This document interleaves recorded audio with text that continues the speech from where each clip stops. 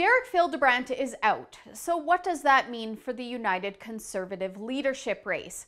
The outspoken finance critic announced that he won't be running for the top job in a Facebook Live post just a couple of days ago, and it actually sounded like he wasn't getting enough financial backing through his new organization, United Liberty. That organization has vowed to keep conservative principles in check within the party by looking at policy and backing candidates that promote freedom and liberty.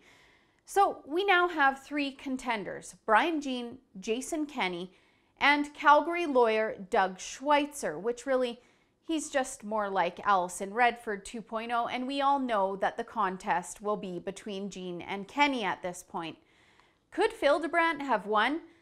I think maybe he could have taken votes from Brian Jean, but Kenney is going to be a real force to be reckoned with. He has a very well-oiled political machine behind him. He's very experienced and knows how to handle tough situations. He pulled off a great leadership announcement that left people feeling good about being Albertan again, all while former Wild Rosers are bickering about Fildebrandt's apartment fees and not just letting old fights die. Look, I don't like that Fildebrandt is earning off of his government-funded apartment, but apparently it's within the rules, so perhaps taking it up with the rule makers would be the better option here. Now, there are headlines, and it's being labeled as an internal former Wild Rose campaign to smear their own, which really just comes off as petty and ridiculous and feeds the trolls on the left. This is a problem these Wild Rosers have had for years that cost them voters. It's a problem that the new party will inherit, and someone is just going to have to put an end to it. Now, full disclosure, I don't have a dog in this fight. I let my Wild Rose membership expire and didn't vote on Unity. These parties lost me somewhere between Danielle Smith crossing the floor and these politicians condemning people for chanting at a rally. Like many Albertans, my skepticism for politicians has just grown over these last years. So here are my thoughts coming from that position. I know a lot of people are disappointed that Fildebrandt won't be running, but he will play a huge role in this new party with United Liberty if he sticks with his plan.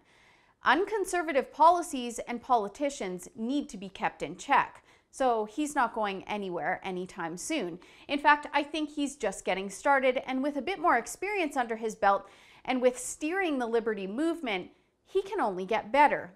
This wasn't a bad decision on his part, in my opinion.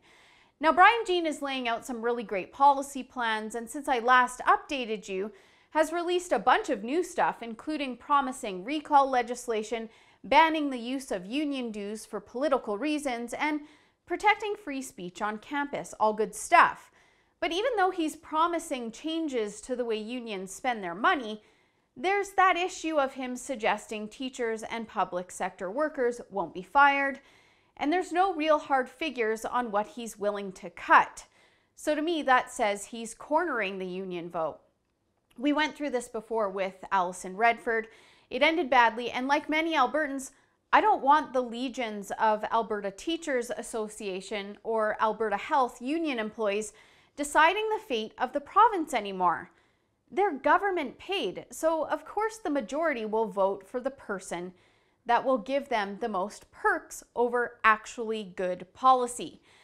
If Brian Jean wants to win this thing, he's going to have to offer Conservatives something different, but that's going to be really tough now that he's played the "we need to move to the center" card. And then there's Jason Kenney, who doesn't have any actual policy plans at all. I don't really see this being an issue, though, since his reasoning is that members will decide when the time comes to make these decisions, which was the promise all along. The one thing I just can't shake about him, though, is that he, along with Jean, by the way, called people out for chanting "lock her up" at a rally, which was made a way bigger deal than it should have been. Quite frankly, we need more people that are willing to tell the media and progressives to screw off. And maybe this one little thing sounds petty of me to bring up, but it's significant of something bigger and really just gives the impression that they're giving up on principles to get good headlines. Both Jean and Kenney have had this issue so far, and without principles stand for absolutely nothing. That being said, these candidates have highs and lows to contend with, and nobody is going to be absolutely perfect and fit all of our ideals. The best person will just have to be chosen for the job. It's anyone's game right now, and it's far from over though. Views on this race and the candidates are shifting almost daily, which just goes to show that it's too early for people to decide.